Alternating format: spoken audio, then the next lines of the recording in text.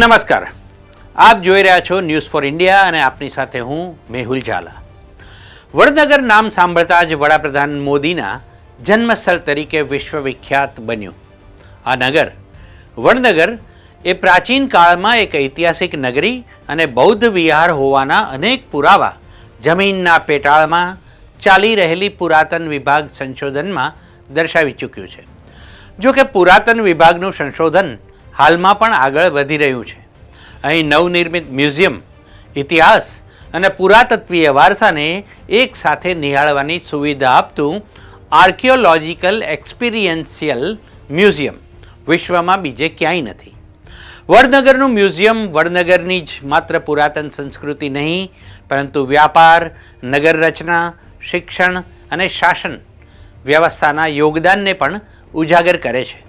આ મ્યુઝિયમે વડનગરની 2500 વર્ષની યાત્રાને જીવંત કરવાનું કામ કર્યું છે.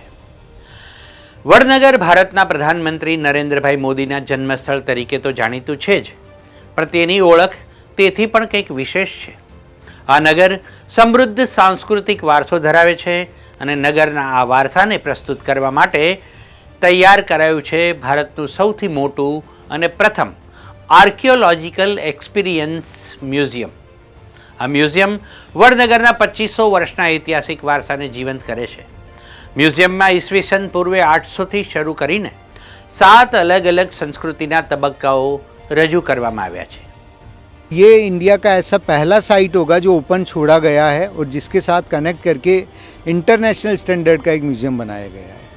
और अभी हम लोगों का ये भी प्लानिंग है, जैसे काफ़ी सारी यूनिवर्सिटीज़, IIT गांधीनगर है, IIT खड़गपुर है, बीरबल साहनी इंस्टीट्यूट है, तो इस तरह की काफ़ी सारी यूनिवर्सिटीज़ हैं जिनके साथ MOUs किए गए हैं. जो यहाँ जो फाइंडिंग्स हुई है और बाकी अलग जो यहाँ के सिस्टम्स वगैरह, वाटर मैनेजमेंट सिस्टम है, टाउन प्लानिंग है, उसके ऊपर ये सब यूनिवर्सिटीज़ अपने रिसर्च कर रही हैं. तो और इंटरनेशनल जर्नल में भी ये पब्लिश हुए हैं. तो इन सभी को लेके काफ़ी आगे काम किया जा रहा है.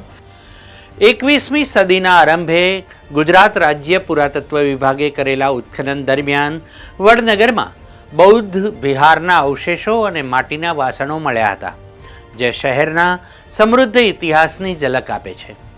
વડનગરના ખોદકામમાં IIT Kharagpur, archaeological survey of India અને અન્ય સંસ્થાઓના વૈજ્ઞાનિકોએ માનવ વસાહતના પુરાવા શોધ્યા છે, જે હવે म्यूजियमना मुख्य आकर्षण तरीके प्रस्तुत थशे.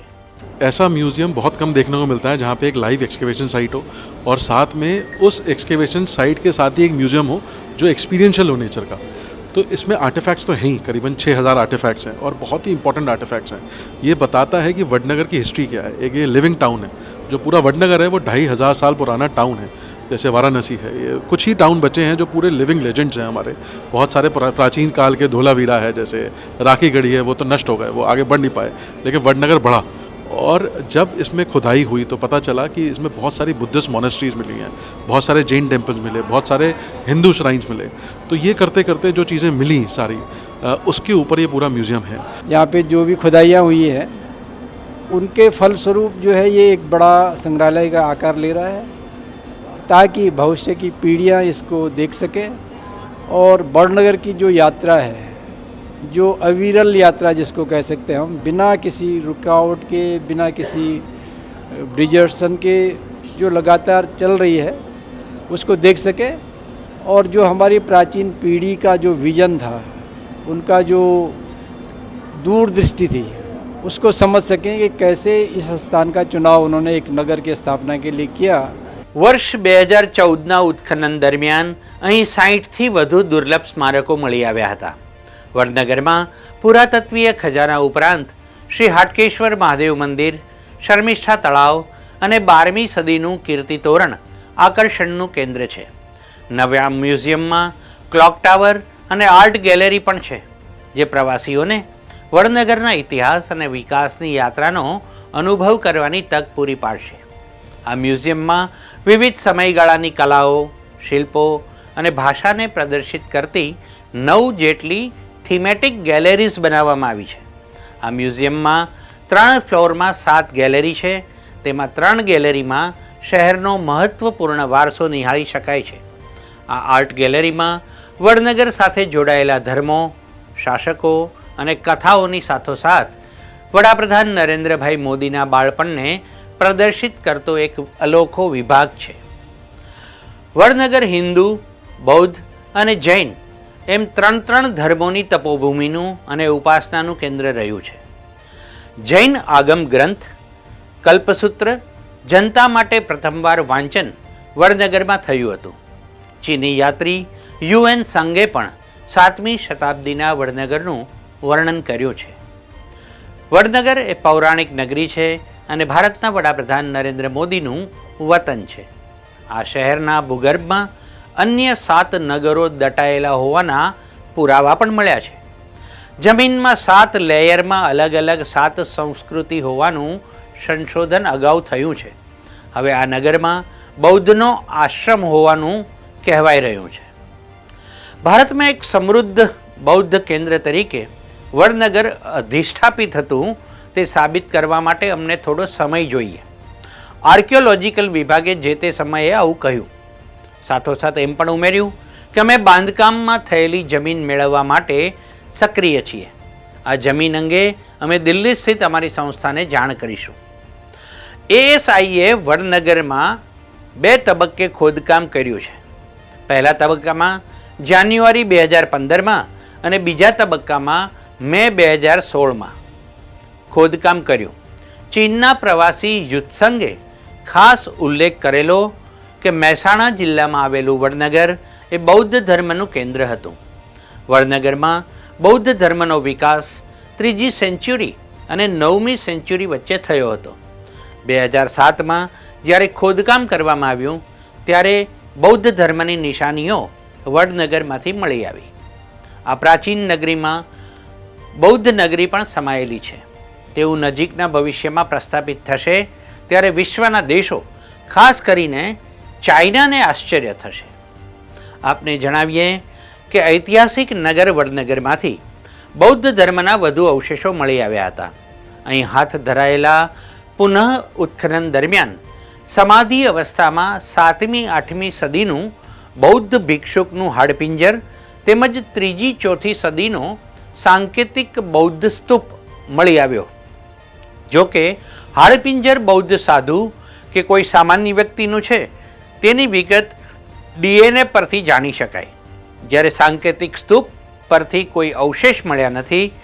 તેની ઉપર ડ્રમ પણ નથી. વડનગરમાં ધરબાયેલા ઇતિહાસને ઉજાગર કરવા વર્ષ 2005થી ઉત્ખનન ચાલી રહ્યું છે. અત્યાર સુધીમાં ઘાસકોળ દરવાજા, અમરથોળ દરવાજા વિસ્તારમાંથી સંપૂર્ણ સ્તૂપ મળી આવ્યા છે. તો તારંગા ટેમ્પલ વિસ્તારમાંથી પણ અનેક સ્તૂપ અને ગુફાઓ મળી આવ્યા.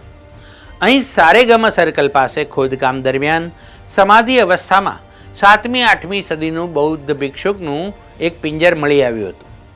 3જી 4થી સદીનું 22 મીટરનો બૌદ્ધ સ્તૂપ પણ મળ્યો, જેની અંદર એક 40 સેન્ટીમીટરની કુંડી પણ હતી. જોકે આ સ્તૂપમાંથી કોઈ અવશેષો મળ્યા નથી. ધનની લાલચમાં આ સ્તૂપ તોડી નાખ્યા હોઈ શકે. પુરાતત્વ વિભાગના સૂત્રો ઉમેરે છે કે સાંકેતિક સ્તૂપ ઉપર ડ્રમ નથી અને સ્તૂપમાં બૌદ્ધ સાધુના નિધન બાદ અસ્થિ રાખવામાં આવતા હશે. જોકે અહીંથી કોઈ અવશેષ મળ્યા નથી. બૌદ્ધ સાધુઓના ગયા બાદ ધનની લાલચમાં આ સ્તૂપને તોડી નાખ્યા હોવાની પણ વાયકા છે. આ અગાઉ તારંગા ગિરિકંદરામાંથી પણ અનેક સ્તૂપ મળી આવ્યા હતા, જેમાંથી પણ હાડપિંજર અને રાખ મળ્યા હતા. વડનગરથી માંડી તારંગા બૌદ્ધ ગુરુઓ અને અનુયાયીઓના વિવિધ આશ્રયો અને સ્તૂપો મળી રહે છે. આ પહેલાં તારણ ધારણ માતાજીના ડુંગરોમાં પુરાતત્વ ખાતા દ્વારા ખોદકામની કામગીરીમાં બૌદ્ધના સ્તૂપો મળ્યા. તેમજ ઢગુલિયા ડુંગર પર 7 મીટરનો બૌદ્ધ સ્તૂપ મળી આવ્યો. ત્યારે અચી પ્રાચીન નગર તરીકે જાણીતા વડનગરમાં ગામની અંદર જ 10 જેટલા બુદ્ધ વિહારો હતા, જેમાં 1000 જેટલા બૌદ્ધ સાધુઓ રહેતા હોવાનું એક અનુમાન છે. વડનગરમાંથી આશ્રમ હોવાના અવશેષો, આશ્રમના મળી આવ્યા ઓટલા, અવશેષો જોતા આશ્રમના વિવિધ તબક્કાઓ 3 વખત બાંધવામાં આવ્યા. ખોદકામના બીજા તબક્કામાં મળી આવેલી કેટલીક ધાતુઓ સાથે જ મળી વોટર મેનેજમેન્ટ સિસ્ટમ પણ. એએસઆઈને કુલ 4000 અવશેષો મળી આવ્યા. અવશેષો અલગ અલગ 4 પોઈન્ટ પર મોજૂદ. ધાર્મિક વિધિ માટે ઉપયોગી સ્તૂપનો સમાવેશ. ટેરાકોટા અને આકૃતિવાળી બરણીઓ પણ મળી. ચાંદી અને તાંબાના 1200 જેટલા સિક્કાઓ પણ મળ્યા. બૌદ્ધ મઠ. વડનગરના કિલ્લેબંધ વિસ્તારમાં 2જી થી 7મી સદી એડીનો એક બૌદ્ધ મઠ. આશ્રમમાં 2 મતદાર સ્તૂપ અને એક ખુલ્લું મધ્ય આંગણું. શરૂઆતમાં 9 કોષો બાંધવામાં આવ્યા. મધ્ય આંગણાની આસપાસના કોષોની ગોઠવણી સ્વસ્તિક જેવી પેટર્નની. મૌર્ય યુગથી મરાઠા યુગ અને અંગ્રેજ શાસન વખતે ઘણી તડકી છાંયડી જોઈ ચૂકેલું આ નગર રાજપૂતાના, માલવા, સૌરાષ્ટ્રને જોડતું એક મહત્વનું સાંસ્કૃતિક અને વ્યાપારિક કેન્દ્ર હતું, જે આજે પણ પોતાના ગૌરવપૂર્ણ ભૂતકાળના આધારે તેજસ્વી વર્તમાન ઘડી રહ્યું છે. Bureau report, news for India, Ahmedabad.